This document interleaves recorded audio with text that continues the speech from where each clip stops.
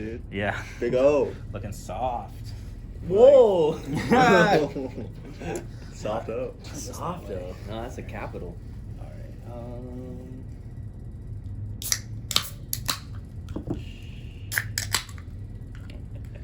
Hey, Bessie Brains. Kirby here, aka Darkwing Disc, and I am alongside Ollie and Isaac Strom, and we are doing a KO interview. Isaac, welcome, man. Good to see you. Yeah, thank you guys for having me. Welcome, Super welcome. excited. We're gonna start with opening up our box. We got some fries. And then, Oh, my favorite, the lemon garlic pepper. lemon pepper. We got some OG regular. Dude, yeah, this is a treat. And then one that's kind of like sneaky. My favorite is the caramel fish sauce. Ooh, Yeah, I'll run and get us some forks real quick. But these ones are really good. You got for the chilies and the mint and the cilantro on top. Okay. I think these are pickled now, which make them like a little hotter. So like, careful, Yeah, you know, with yeah. those. And They're good, hit they're that good. hit that lime on top. Okay. Yeah, that shit's good, dude. Cool. I'll go get us a couple of forks real quick. Sweet. Yeah, dive in, boys. We just switched the fries. Yeah. Yeah, that was a big starting topic of the first interview we did. From the crinkle cut to these ones. These are good. A little salt, a little chili flake. Yeah, yeah. You know, Same seasoning on the crinkle cut, or? yeah. No. Okay. And then A couple of forks. Thank you. Yeah. No, Isaac, thanks for joining us, man. Mhm. Appreciate you making your way down here. Yeah, yeah. You live up in Bellingham, right? Yep. So what's your home course up there? Probably the most played. I play Bellis Fairways a lot. It'll probably be taken away in a year or two, just how disc golf ends up going. You know, courses come and go. But I think my favorite one, if I'm gonna make a trip somewhere, Raptors Knoll is only 20 minutes away, or Cedro. So both of those courses are just they're so solid for free courses to play. Yeah. It's great. No, I've said time and time again, Raptors Knoll is like always going to be one of my favorite courses. Oh, yeah. I love playing that It's place. so good. Yeah. Yeah, I feel like Cedro is the little brother to Raptors Knoll, just in terms of like park play. It just feels very similar, but yeah, such good courses. my first time playing disc golf ever was at Cornwall. Nice, yeah. So That might have been one of my first times as well. I enjoy that course. I went up there recently and played. I remember probably bogey at best most holes, and just being so impressed. Like hole 3, someone being able to get to the pin was like the coolest thing to me. Yeah. And then I went back there on my way back from BC Open, and I birdied every hole, and I was like, okay, Yeah, I've gotten better. 258 feet is the long hole out there, and it's Mm-hmm. not that long. No, not at all. So it was fun. It was fun playing with some of the people I first played with, and they're like, Yeah. oh, you've gotten better. I don't think the last time I played with you was like 2 years ago when we first all played together, and I was like, Yeah, that was pretty fun. yeah. Nice. Fun little 9-hole track. Mm-hmm. Cool. What do you do for work up there?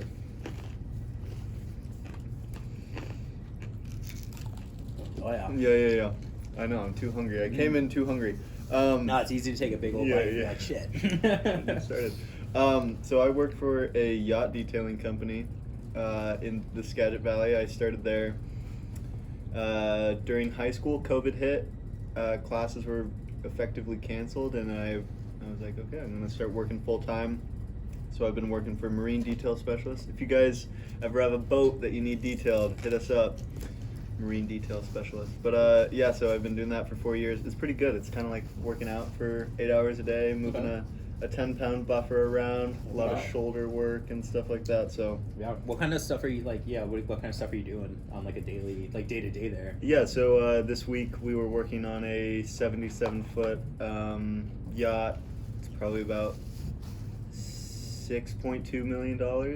If it were to be Chump change. yeah, right, yeah. Easy. The thing That's that always nothing for the KO disc. exactly. I was thinking about sending you guys a link. But the crazy part about those is it's the gas tank that always scares me for how much that costs to fill up. It's like $35,000 to fill up their gas tank. Holy shit! How long will like one tank of gas? So let's say you get like a really efficient yacht at that length will probably get about a nautical mile per gallon. So if you have a 4,000 gallon tank, you'll get 4,000 miles. Yeah. But for the most part, it's often gallons to nautical miles, not nautical miles to gallons. So they're very inefficient. Oh my God. We just make a lot of money off of the rich people, and Yeah. and then I go play disc golf on the weekends. That's fun. And it's the dream. That's amazing, dude. Yeah. Holy crap. So you're kind of like a shipwright in a way. Yeah. So Mhm. okay. So if I'm forming my own pirate crew, I got a shipwright. It's good to know. Mhm. All right. Mhm. Yeah. Yeah. Captain Strom. Yeah. Are you have you seen One Piece at all? I have not. No. So it's a pirate crew. Okay, yeah, And they yeah. have a shipwright. Okay. And like it starts as Usopp, who's like a dope character, Mhm. and then it kind of evolves over time. But you should check it out. I mean, I'll I take think it, yeah, there's yeah. like a whole Mhm. there's a whole story arc where they go and they meet a bunch of other shipwrights. And Yeah. these shipwrights are like the best shipwrights in the world, Mhm. and it's pretty incredible. I think you would Yeah, actually yeah. appreciate some Yeah, of like yeah. the ship talk because it went so over my head. It was Yeah, like, I'm sure I would. I don't know what any of that shit is, dude. Like, so that's cool, man. Yeah. Is that like a seasonal thing? Are you doing that all year round? Yeah. So I take classes right now at Whatcom Community College as well. Slowly chipping away at a degree. Mhm. Kind of a deal that I have with my parents. You know, I can pursue disc golf as long as I'm, you know, making strides to have a full career outside of it as well, unless disc golf gets to the point where that can be the full career. Cool. But yeah, so I take classes, and then once school starts, I work kind of part-time, working about like 20 hours a week Nice. at the yacht detailing place. Cool. Yeah. When it comes to like long term like disc golf and I guess just like job then, Mhm. like what do you think you're like obviously like I would say work like playing disc golf as a Mhm. career would probably be the ultimate goal. Yeah, yeah. But what's kind of what's the other thing that you're pursuing like, Yeah. while you're pursuing disc golf? Yeah, that's a good question. I ask myself that a lot, and I think that a lot of disc golfers who want to make it big think this a lot as well. Like, how can I remain close to the sport, even if I'm not playing? And one thing my dad and I have been tossing around is working as maybe a parks manager or something like that, or a city representative for a parks council. Yeah. You'd be like Scott out Yeah, in North Bend. exactly. Like boots on the ground, have Yeah. somebody, you know, in the corner of disc golf, because I feel like a lot of the times, like my home course up north, that'll go away in a year or so, Mhm. and if we had a more active community and city council, maybe we keep that course. But yeah, maybe that's what I'll be doing, and hopefully it'll work out. Bring some more courses to the area. Yeah. Yeah. That's cool. So Mhm. are you doing any kind of like degree into like what is it like what do they call it like when they work with plants? What would it be? Botany. Yeah, there it is. Yeah, I was yeah. like, man, I was right on the edge there. Starts with B.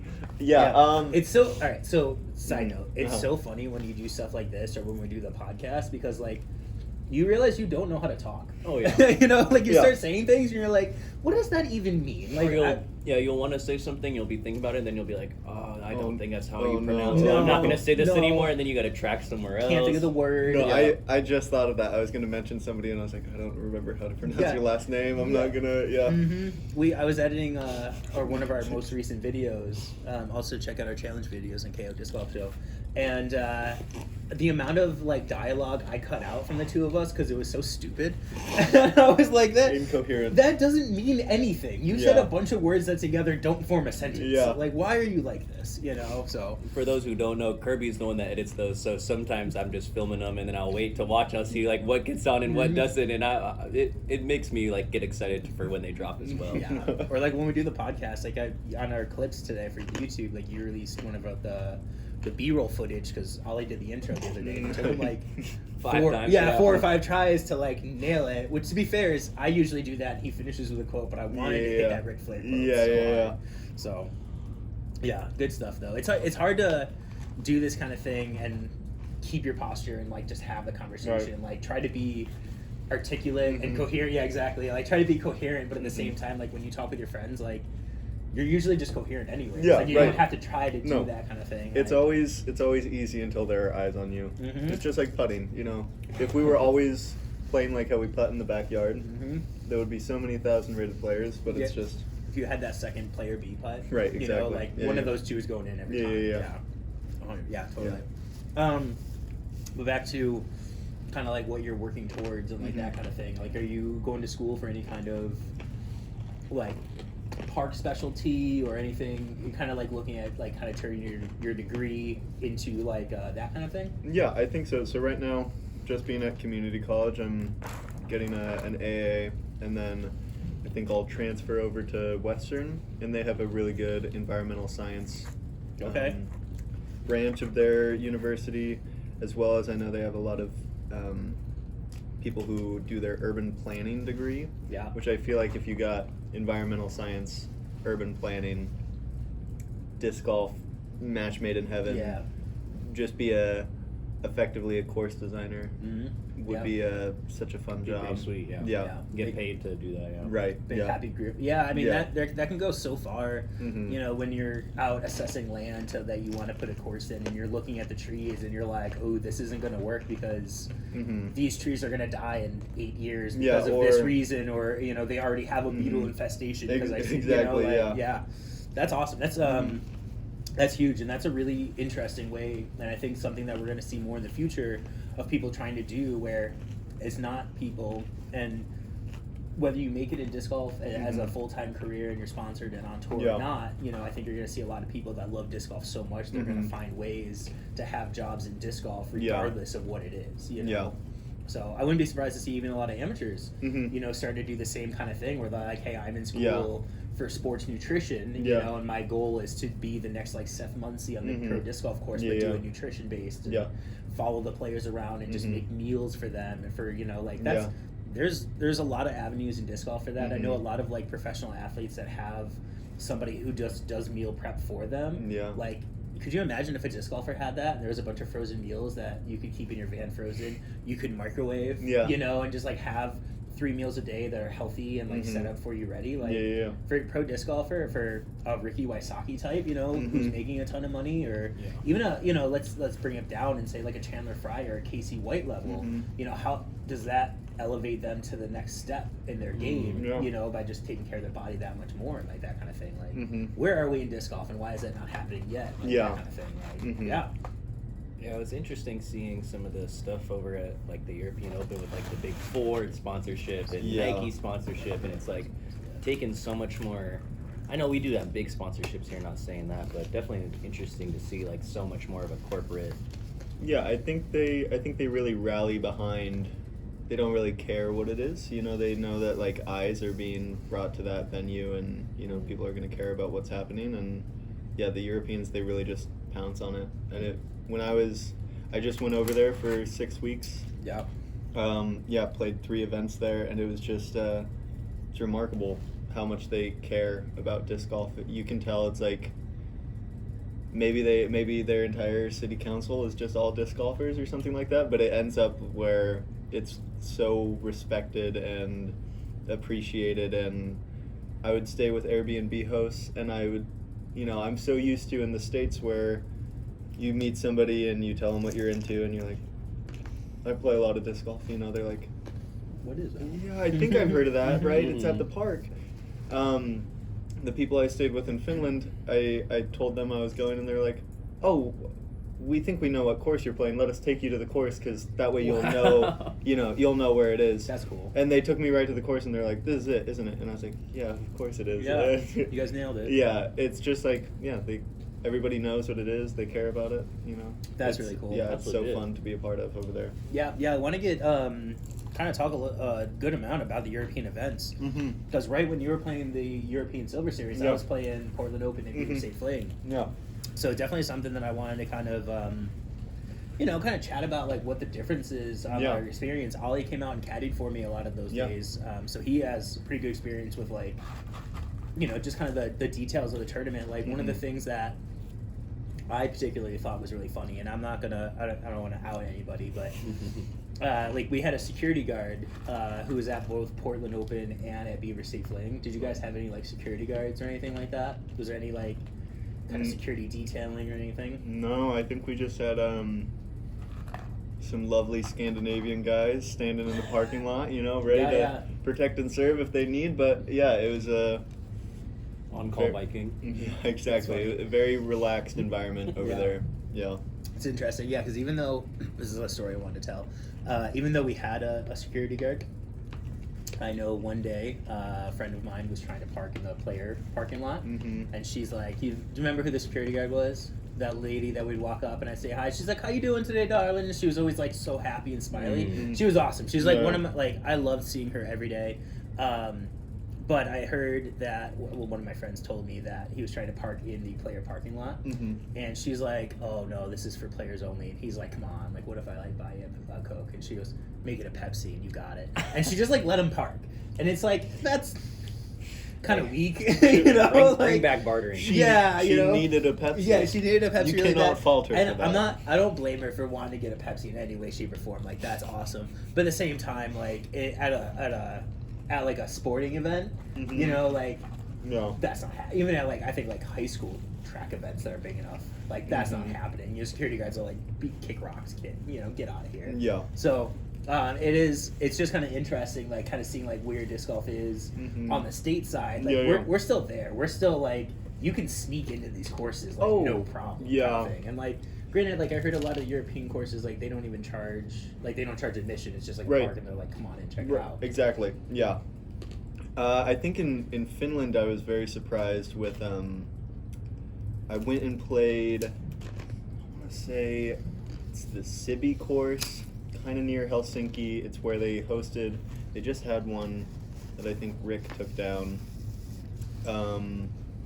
Maybe it was, I'm not sure. Sorry guys. But it's it was a big event there, and I know. I'm talking to you guys. Yeah. I don't care about y'all. Don't break that wall. No, hey, right here, buddy. Right here. Okay, yeah. But it was pay to play, and I feel like there are quite a few courses over there that are pay to play. I think the structure of them so nice that it kind of. Yeah, and I think for the most part they all have designated caretakers to them, whereas around here it might fall on the responsibility of a club or the park service themselves to maintain a park. But they the most incredible course, Ollie Disc Golf Center in Nordinge, Sweden. Amazing. Just off the west coast of Sweden, across from Oslo. It's on 150-acre property. Already had 2 courses on it, went up for auction. They bought it for $700,000, 150 acres. Wow. I was just blown away by that, by how cheap land is over there, and that's also why I think... How much land? Yeah, it's like, the population density is so low in those Scandinavian countries that you're able to buy so much land at a time. It makes so much sense why disc golf has just boomed there. You know, it's like when it costs literally a tenth as much to gain the land to make a course, and then you own the land, that's a game changer because very few courses are owned. Yeah. It's And borrowed anything. Exactly. But yeah, that place is amazing. They had 3 full-time caretakers there, and they had a house for the caretakers as well. That's It's cool. just unreal stuff. That's the future, though. Right, yeah, I mean, and it's like they're already doing it, so it's, you know, when America catches up to that and the rest of North America, that's going to be, it's going to be so cool to see that happen. Yeah. I mean, you kind of see like a baby version of that out at North Bend with Scott, who's out there. Right. And Yeah, he's yeah. out, and it's not Scott anymore. Scott retired. There's a new guy who I'm sorry, I can't remember his name off the top of my head. But you know, you see him out there almost every day with his tractor. He's out there with the extendable claw picking up branches. If something falls within a week, it's cleared up and it's wood chipped already. Like they're so good at that, and like that's just North Bend Metro Park, you know, just making sure that like everything there is on the up and up. Yeah. And, like they do have a guy in the park department who is passionate about disc golf and really cares about the course. I think his name is Ryan. Yeah, he really likes like that course and he likes what they're doing there. So I know he wants to try to at least keep the course in some way, kind of thing. So yeah, like to your point, getting people in the parks departments, and kind of that being the future of disc golf as well, where you have people who are just passionate about the game, who are now, you know, almost sleeper agents in the world, kind of thing.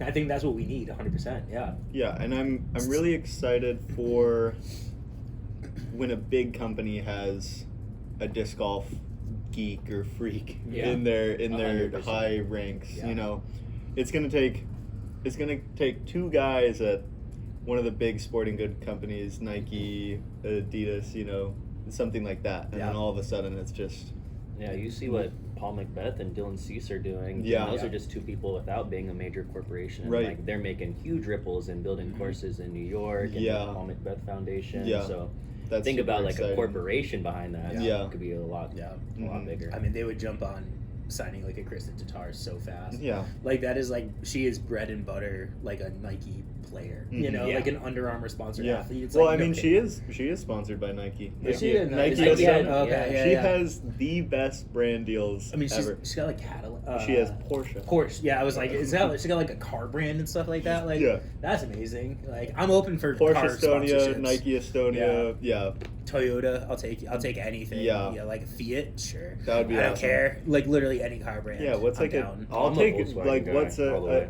a Geo Metro sponsor Sure. me. Yeah.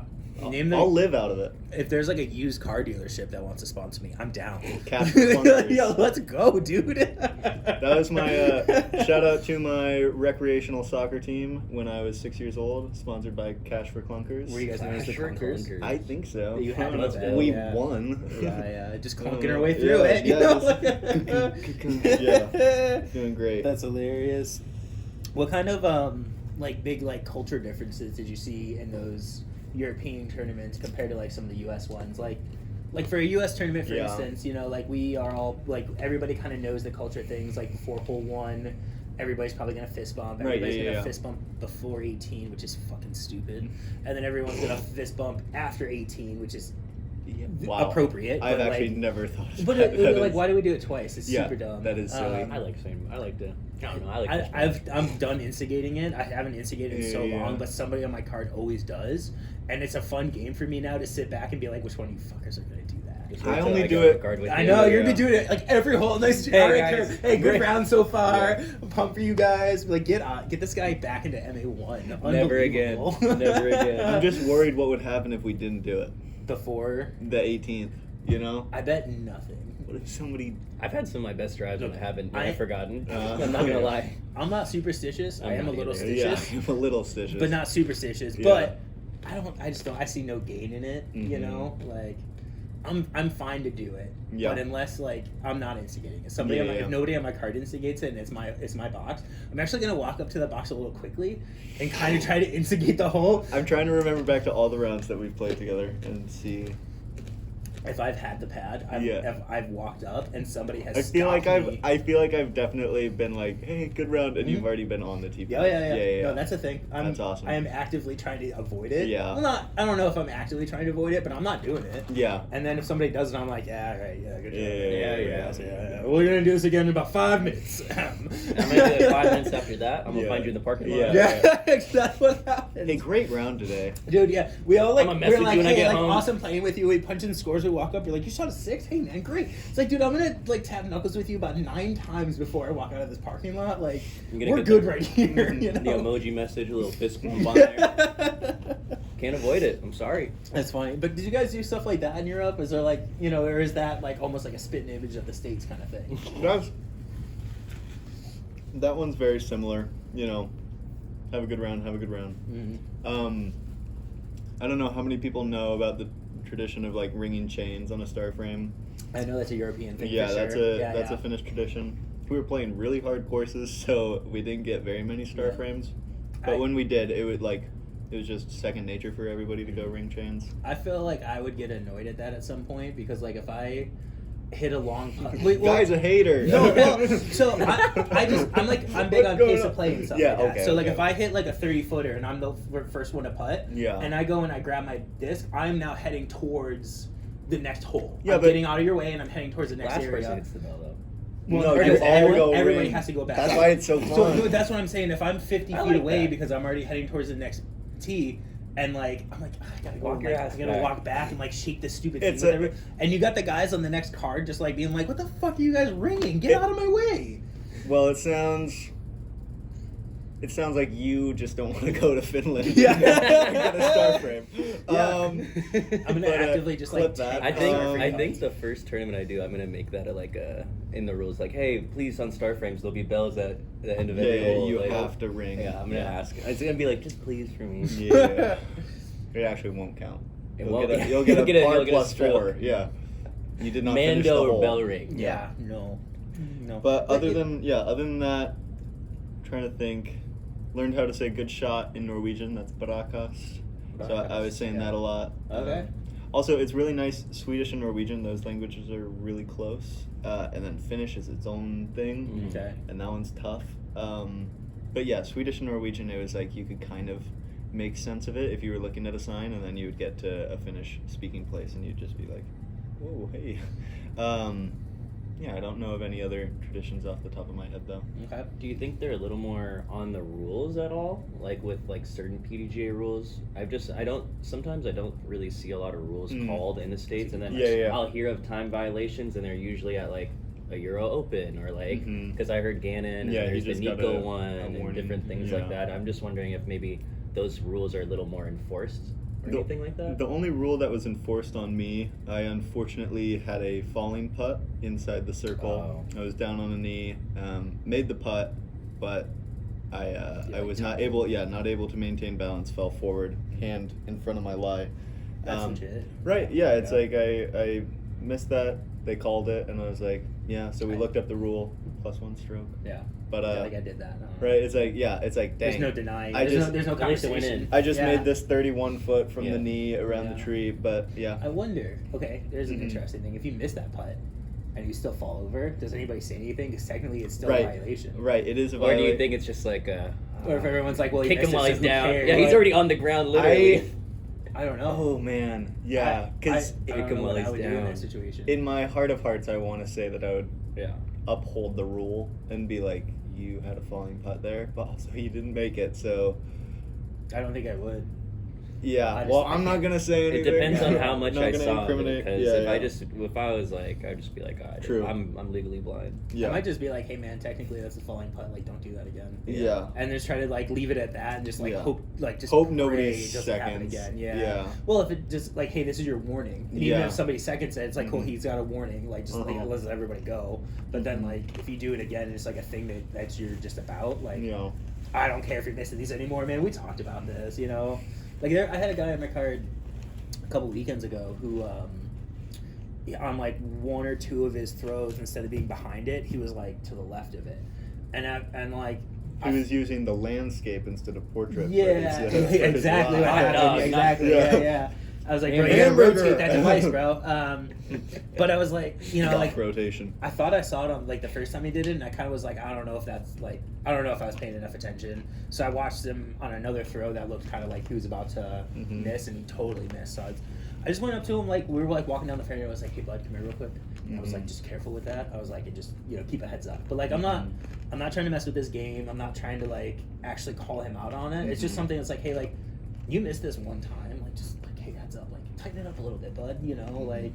And I think that's very appropriate to do because I think it is within the spirit of the game still. Yeah. That falling like missed putt. Like if it's like a one-time thing, it's like don't do that again. Knock it off. Yeah. But like if it's somebody who's like egregious with it, or if you do kind of like on the side be like, hey dude, watch that. And then they're continuously doing it. It's just like, bro, we talked about this. Yeah. Like, yeah. Yeah, it's a tricky thing finding. When is it just a warning and when is it like. Are you deliberately doing this? Yeah. Is it like, but there are so many of those ambiguous gray rules in disc golf where it's like jump putts. Yeah. Oh I have no idea, man. Played with this guy at South Sound, or maybe it was at Otis, but it was just like, it was Egregious. You're like, it was not like, even close. I to can some almost point. I can almost count out loud like foot touches, then you release your putt. It's like that's not.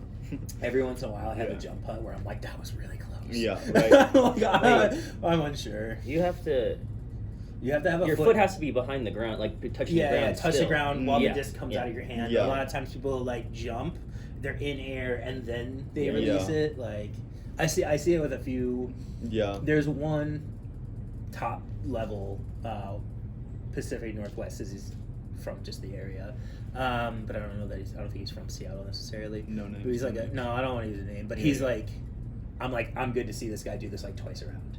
Like I just kind of know that about it, but it's so close. Yeah. It would be so crazy for me to be like, that was a mess up. but like, because I don't really know, but in my mind, I'm like, I'm pretty sure, like, he messed that up, like, but like, I don't know how to call that if it's that split second, right? Because you can't use film or anything. No, I'm just going off of a hunch too. Actually, like that's not good. And then once you do it, you know it's gonna create like something with the card. But if somebody else, that's not them. If somebody else on my card was like, "Hey, are you seeing this?" I would be like, "Yeah, actually, I am." Like, I think that's the biggest oversight in competitive disc golf is not having a. If we had 20 TDs, it would be perfect. You know, we would never have to call each other on these things, and then we would have a much more clean-cut rule. But it's like you think of any pro sport, how many of them are calling their own rules? The Pro Tour should have something like that. Right, yeah. I think, and personally, and this is probably, it's definitely impractical, but I think that the Pro Tour should have anybody who's doing scores also be a... Right, they need to be a certified rules official. A certified official by the PDGA, and you can put everybody through like an hour training course or like an online test kind of thing, and they go out there and then give them a discount at the Pro Tour store. Sure, give them a little goodie bag of stuff, totally, Appreciate all the volunteers, obviously. But, like, give them like a little bit of like rules power, but like make sure they're capable of doing it. But give them something where like in a split decision, or if the card's not agreeing on something, or if it's something like egregious like that, like you can have somebody in the card come up to them and be like, hey, like, I'm watching this happen, and then they're the ones that call them out, so you're not testing. Like for the Pro Tour, I don't think that's unrealistic. How many cards go out at a Pro Tour event? I mean, at max you have 18 because you have 18 holes. So even if you send people out, let's say... But aren't there like 108 people per division? So then that would be... Yeah, but what you would do is you would send out like that first card. Yeah. And as that first card finishes as it comes 18, back in. Right, that exactly. person would just kind of have to go out again. So you probably need more because you can't expect people to go out twice in the day. But I mean, maybe you can. I don't know. You know, I mean, but if you have 40 volunteers for each tournament, you can then have an adjudicator on each card. Yeah. Or even if there was 18 and you had one person per hole. Yeah. Which might be like a little more difficult, you know, because then that person's running up and down fairways depending on how long. I don't know. We're not here to solve all the problems. Football. Hey guys, time. That's really funny. You've had a really good year so far. Yeah. You had your first MPO win. Yeah. You played in the North by Northwest together. Thank you. Duked it out. Yeah. When I knew in that first round, I was like, Isaac's having a weekend. Yeah. Like, he's going to be tough. It just felt clean. I feel like a lot of this year has been, you know, for a long time I was a one-shot player. I had a really solid hyzer flip, and that was about it. I love to throw mid-ranges on these like soft ante lines, and the course that we were playing at, Kayak Golds, that's not really either of those. You know, you need more than just those two shots. You're throwing that. You throw a force really well? Yeah, I throw a nuke, I throw a force and a venom. Those are my distance drivers. The nuke and the force are both blue. Yeah. So when he busts them out, I'm like, I don't know if this is gonna flip a little bit or flip a bunch and then like hyzer out at the end. Yeah, but you throw them both so clean though. Yeah, it's been really fun to feel like I have control over my angle this season. You know, when I want to throw that big flex line, I got it. And I think also going over to Europe this year, just like the courses we were playing were so tight and so long and demanding. It's like coming back here, I feel like, you know, I took on those beasts of courses, and now I can, you know, I know what was missing from my game. I'm going to work on sidearms a lot this off season. Because as much as I like to think that I can be a backhand-only player, I definitely feel like I'm missing a couple of weapons to be a fully well-rounded player. Yeah. You were playing on, because we played our round together on Blues, round 2 at Kayak, and you had some really nice, I remember one shot in particular that was like this around forehand. That was with the force, Yeah, and I was like, oh, you're like, I've never, it's like the first time I've done a forehand that good. And I was like, that looked like the best forehand I've seen it was probably a top 5 forehand. For those who know Kayak Blues, nobody knows Kayak. Yeah, good luck. I had about 350 out. It's hole 3. The hole 3. Blind in hole 4 or hole 3, one of them. blind into the pin through this huge Anheuser, about 350, and parked it Yeah, for so the par good. save. So good. But yeah, it's just yeah, this season has been really fun. Felt like the putt came back a bit. I switched from challengers to focuses. Nice. Yeah. I feel like you're throwing a little further. Yeah, I definitely. didn't play with you a lot last year, I don't Mhm. think, but I didn't think of you as a distance guy, and now I kind of do. So Thank you. Yeah. I appreciate that. Yeah, I think my dad has a really good, every time. Yeah, every time I'm stepping up to a box, he just says grip and rip. Just Lock in, fellas. Yeah, lock every in. time. Like wasn't having He the best knows, round, he but knows. he would just like before he'd walk down the fairway to kind of go spot, he'd just be like, "Lock in, fellas." Yeah. And I was like, he's a I feel like Right. I might have just double bogeyed the I last had hole, locked in. but I'm Yeah. gonna lock in this hole. He does that. He was an athlete in his day. He played pro sports, and he's just What do you play? he played pro soccer. Okay. Oh, cool. Yeah, he was a baller. That's cool. The man was really good. He played at the UW. He was captain at UW for their Wow. soccer team. Yeah, so that's one thing also this year. It's been like he's really emphasized like what it means to be a pro, and I'll have plenty of bad rounds out there, but he always likes to put in this Roger Federer quote, best tennis player of all time. You can argue whoever you want, but it's Federer. He only won 54% of all of his points ever, and he's arguably the best tennis player of all time, right? Well, John McEnroy is the best. No. But it took me that whole time just to think You're of that like, name, what's so another no, one? No, yeah. what's another What's one? another tennis player? Serena Williams. Yeah. Fuck. She's solid. She's solid. Really, I mean, That's she fine. might Great. be like Greatest maybe female the player only of all. other. Yeah. But yeah, so just like that logic where it's like, I'm probably gonna have so many, whether that be rounds, holes, shots, where it's like that sucked, right? And it's like, okay, course doesn't remember. Come back, play it, make birdie, save a par, do what you got to do. But having him on the bag for a lot of the rounds this year, that's been super helpful. He was there for the first MPO win at Kayak, and that was super fun. It's just, there's nothing like making your parents proud at like, I think Yeah. he's always wanted, I always like to project this onto him, but that he's wanted a kid to, go on and do, maybe pro sports or something like that. And, I could kind of tell at the end of that one, there's a little look of like, you could do this, you got this, it's there. So that was really fun having him on the bag and having that experience. Nice. That's awesome. Yeah. Very cool. What I only have a couple. I think I have one more question for you, and I'll let Ollie run through his questions. My last thing, just because I like to kind of get to know people a little bit. Yeah. What is one meal that you like to cook yourself at home? That's Gotcha. kind of your like comfort food.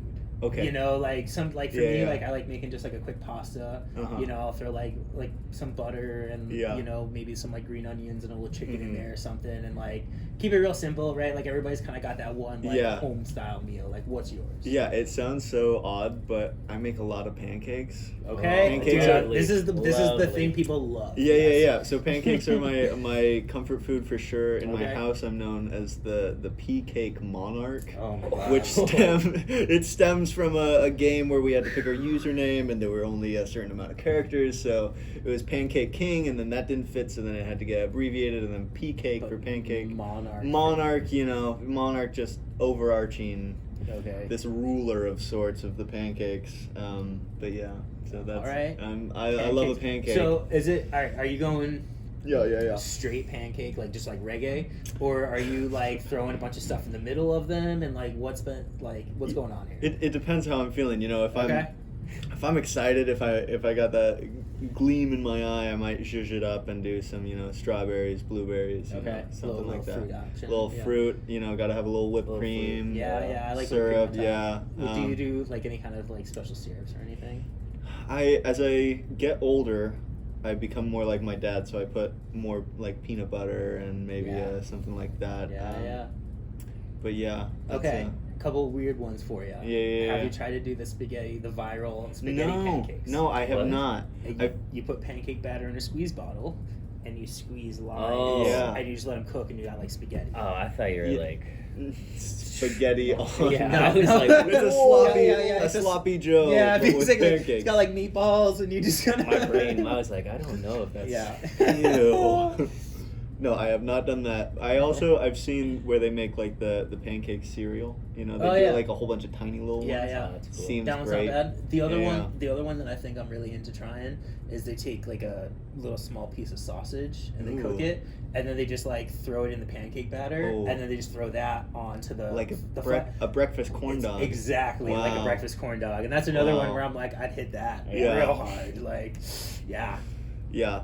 No, okay. Okay, there you go. Tomorrow morning. Yeah, Pancake pick up time. your, Yeah. step up your game, man. Yeah, Is yeah. that like a Ask me about it at the Yeah. round tomorrow. Yeah. pre-tournament? You have Yeah. any pre-tournament? Come on, tea cake. Yeah. Would it be a pancake? Morning pancake Yeah. before a round? I just have one rolled up in the pocket. At all times. If I don't see how, Pocket if you don't cake have one in the anyone? bag, Yeah. If there's Pea not cake, one in the pocket bag, cake, pancake. Yeah, I don't know. I don't know if I have a ritual food before my rounds. Yeah. feel that. Yeah. That's funny though. Pancakes are a good one. Mhm. There's so much stuff you can do with them too. Yeah. Like, kind of like it's easy to have in the cupboard where you just Yeah. have like a box or Oh, the yeah. big bag and you Right. just add a little water and milk Yeah. to it, kind of mix Yeah. it up and go. Like they kind of hit all day long, whether They it's do. at night or for breakfast. Yeah. I like going to like. There's I think it's called like the Pancake House or something like that Okay. up in North Seattle. Okay. It's just like a classic diner food. Yeah. And to get pancakes from there, Mhm. the whipped butter, and Mhm. like you lift up one flapjack and you throw the big old slab of butter in Yeah. there and then close it. Yeah. And just let that middle like Mm. saturate with the butter. Yeah. That's the best bite of pancake. It's so good. Yeah. My Yeah. fat guy's coming out so Oh hard my right now. I love gosh. that. Yeah. My family eat. loves to tell stories of me as a kid because I would take the butter dish off the table and go under the table and then just eat the I butter. just eat the butter. Dude, I know a bunch of people Yeah, who do hey, that. and they're Power all butter. pro disc golfers now. Yeah, like every single one of them. No, I never. What happened? Like, what's up with kids and just like eating butter like There's that? something dude? in it. Butter is really Good. It's like I looks can't- really appetizing. The as a kid. texture's nice. I get it, but like, what? The older I get, I think the less I like Yeah. eating butter straight, which is a good thing. Every once in a while, he has a little pad Yeah, just to no. see. Yeah. I just cut off the corner. Yeah. What's in the bag? It's gonna be Yeah, a, yeah. Do you have a pancake butter and pad butter. in your Yeah, pocket right now? Yeah, we gotta get off air. It's getting Yeah, hot in it's here. starting to melt. That's really good, man. Cut it. Hilarious, yeah. Sweet. Yeah, I think a lot of the stuff I want to talk about was through the Europe tour and different things like Yeah, that. yeah. I think I also want to talk about like when you first started feeling like disc golf or being a pro disc golfer was something you wanted to do. Because Mhm. I know we talked about you playing disc golf from like around 6 years old. You said. Yeah, so my dad worked at a summer camp, and that summer camp had a disc golf course, and so first round I was 4 years old, didn't really know what it was, right? It was just this camp game, and then when I turned like 14, I started like I was on YouTube and I saw some coverage of like maybe it was Texas State at the time. I was like, oh whoa, like this is the game that I play in the summer, you know? That's cool. That's all I thought, and then 2017, I watched the Pro Worlds and I was like, this is sick. Ricky Yeah. won, and then a year or two later, got my PDGA. Started playing juniors, and then played one tournament in AM4, one tournament AM3. Played MA2 for a while. Played MA1. MA3 was Twin Rivers win. Yeah. It's been really fun to play all the divisions I can. You know, Progress up, yeah. it's fun seeing like those guys that I played with in MA2. You know, now they're in MA1, or maybe they've jumped up to MPO with me, and that's been Jack, right? yeah. You know, we talked about that the other day. that's Jack so true. Schroeder? Yeah. Yeah. We played one of my first tournaments together. We played juniors, MJ18, and it's just now he's, he just kind of had a little bit of a hiatus. I don't know if he was going to school. He actually might have been in Utah, I think is what he said. Mm-hmm. But he's come back now and he's playing super well. Like Yeah. he's having a great See him second all half over of the it. place. Right, Yeah. yeah, and he's always, in the top 10, and it's just so fun to see like this other junior that I grew up with. Because now we're so used to having the juniors who are great, right? Yeah. Like we have Colin Bryant, Axel Olsen, and Carter Aarons. You know, we got these guys Mikey, Mike. Lil Right, Mikey. exactly. Yeah. It's like there are too many. I think of the big three, the 1,000+ guys, and then it's like, yeah, but then you also have all these guys who are 980s, and you have Asher as well. You know, it's and like then you have. there's Dylan Aquino, who's Right, yeah. now 880 rated right now. Yeah. He's 13. Yeah, and, like, you he's have- gonna be Blows 1,000 my rated in mind. 5 years. Yeah. His form is. He's really good, and he's like a kid. Yeah, dude, they're- it's crazy. It's just so inspiring to see how many Yeah. young players, and then it's also going to be so cool when all the MPO players right now, you know, they have families of their own, and then they have kids playing. It's just going to be, Yeah. that's the exponential growth.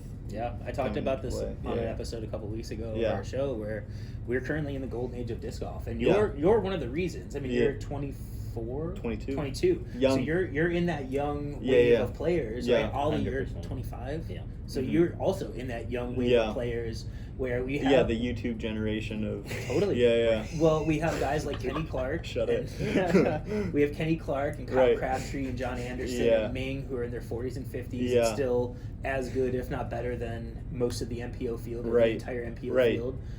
You have young guys that are Mhm. so young. We have guys that are your age Yeah. who are all going to be growing up and Yeah. coming into the game together. Like, Yeah. we're going to expect to see each other for the next, 10 years. I know it's going to be, and I'm also excited. I feel like the Washington scene is such a good scene to be a part of. I hope next year we have a couple more A tiers. It's definitely been a bit of a bummer to Agreed. have Yep. some. Everybody feels that way. Yeah, right. It's like I would say I talked to Dion a little bit about this, but I think the biggest issue there is there's not as many A tier level courses out here. right. Yeah, you you know, really so- the South Sound Classic is With Shelton is really kind of the biggest. that's the only Yeah. deserving. I would agree. A- I think Yeah. Shelton is the best spot for an A tier right now in For sure. Washington. Yeah. So, I think I played around at Cedro this morning, and I was talking to the guy I was playing with, and I said, you know, you've played there a ton of times. You know, like they have so much land there, Mhm. right? It's like, can you imagine if they had the resources to put in another course? You know, like it's like or to deck that one out. Like, Right. put a bunch of money into reshaping some of the land or, Yeah, yeah. removing some of the areas that Yeah. are so overgrown Yeah. that they, Yeah. they're in the way a little bit. building like- up the tee pads. Yeah, And like I the think infrastructure. yeah, Yeah.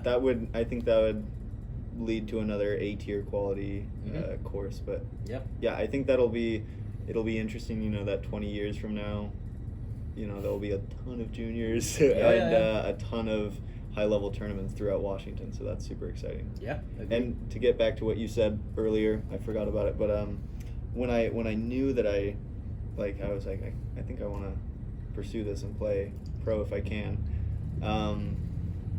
I was 19 and I was playing Falling Barn Open, I think, and my first round I shot a -4 out at Cedro, and it was 1,000 rated, and I was like, whoa. I did that with, I threw Comet off of 14 tee shots, Mhm. which out there, you know, if you know Cedro Woolley, it's like, yeah, you can definitely do that, but you're giving up so many strokes, you know, you're not getting aggressive. But, you know, that didn't really matter. I still ended up pretty far under par, and I just knew, like, whoa, I played smart, and I shot 1,000 rated, and I'm young. My max distance was like 350 feet, and it's like, that was the moment where I was like, hey, I'm leading an MA1 event, you know, without much sweat. This was and it was fun, you know. I think that's when it was like, my bad rounds aren't as bad anymore. My good rounds feel like amazing rounds, and they're super fun.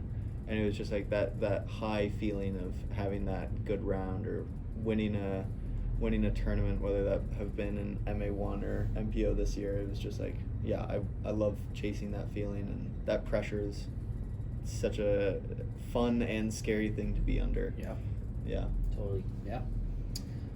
Well, we're gonna wrap this up, man. We really appreciate you coming down Yeah. here and joining us for Mhm. some Bakabak. Yeah, Yeah. it's been fun, guys. Hanging Yeah, out, yeah. hanging out Hey, with hey. us in the shop. Oh. Douchebag. Got him. I hate this guy already. Do Big you have O. any sponsors or anybody? Anything Yeah, like that yeah. that you want to shout out? So, sponsored by a disc golf shop in Bellingham, Far From Par. Go check them out. They're really cool guys. Say hi to Daisy and Matt for me. Yeah, and then Upper Park, I'm an ambassador for them, so use code STROM15 at checkout. You know, I get a little commission, so please go buy something. Yeah, and thank you guys both. So fun. Yeah, thanks for the food. It's delicious. Yeah. Yeah, and I'll see both of you guys tomorrow. Yep. Yeah, we're Whoa.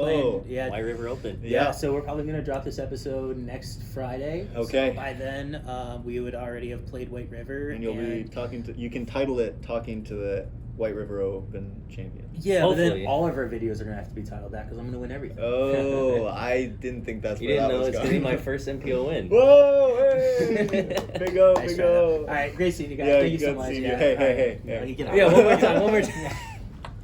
Get out of here.